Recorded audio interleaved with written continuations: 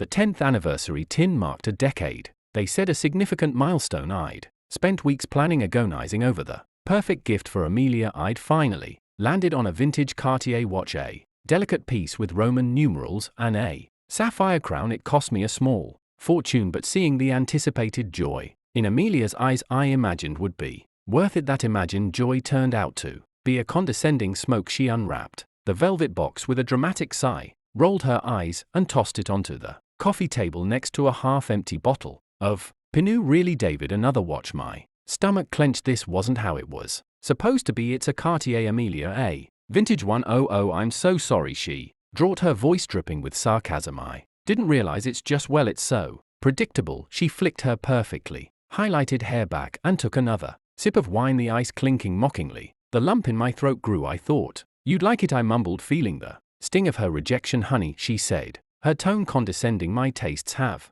evolved. She glanced at her phone, a barely concealed flicker of impatience in her eye. Speaking of which, I need to run late for a thing. She grabbed her purse and practically flew out the door, leaving me standing there, a hollow ache in my chest. The unopened Cartier box, a symbol of my failed attempt at romance. That's when I noticed the card. I tucked it under the box, almost forgetting it in my eagerness to give her the watch. I picked it up, unfolded it, and read the words I'd written to my beautiful wife. Amelia, may this watch mark not only the time we've spent together, but also the time you have left to enjoy your secret life with Bennett before it all comes crashing down. My hand trembled. The truth, a bitter pill I'd swallowed weeks ago, after finding her secret phone and the stream of incriminating texts finally spilled into the open. This wasn't a gift, it was a warning shot. The thing Amelia was late for. I knew exactly what and exactly where. It was Benet, her lover, a sleazy real estate agent with a slicked back hairstyle and a smile that could curdle milk. They met at a secluded wine bar downtown, a place I'd followed them to one rainy Tuesday evening, my heart shattering into a million pieces as I watched them through the rain-streaked window, their hands intertwined, their laughter a cruel melody. I arrived at the bar just as Amelia was feeding Bennett a grape, a playful glint in her eyes. I walked straight up to their table, my composure a carefully constructed facade. Amelia's eyes widened in shock, the grape rolling off her lip. Bennett, oblivious, looked up with a smirk. Well, look what the cat dragged in, Bennett, I said, my voice dangerously calm. I have something for you. I pulled out a thick manila envelope and slid it across the table. His smoke faltered as he opened it. Inside were copies of emails, text messages, and photographs, undeniable proof of their affair. The blood drained from his face. Amelia, I turned to my wife, my voice laced with ice. Remember the watch you found? So predictable. It has a unique feature. It's engraved on the back with a message just for you. Her eyes darted to the box on the table, then back to me, a flicker of fear replacing the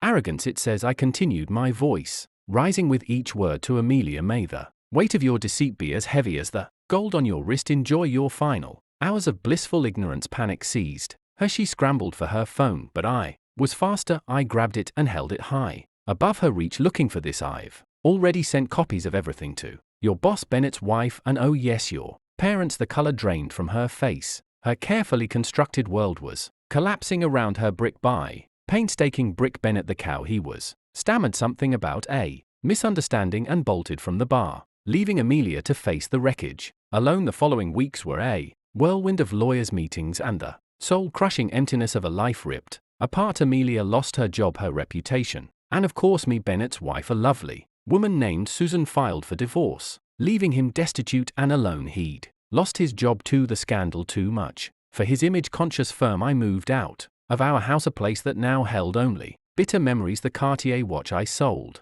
it. The money didn't bring me joy, but it helped me start anew in a new city with a renewed sense of self-worth. The pain lingered, a dull ache in the background of my life, but it was a pain I could manage, a pain that reminded me of my strength, of my ability to survive. I'd been betrayed, humiliated, but I hadn't been broken. I had taken the ashes of my life and built something new, something stronger, something undeniably mine. The silence in my new apartment was deafening at times, but it was also a sanctuary, a space where I could finally hear my own thoughts, my own heart beating its steady rhythm, reminding me that I was still here, still alive, still capable of loving, and more importantly, of being loved. The road to healing was long and winding, but I was on it one step at a time, leaving the wreckage of the past behind me, and that I realized was the greatest revenge of all.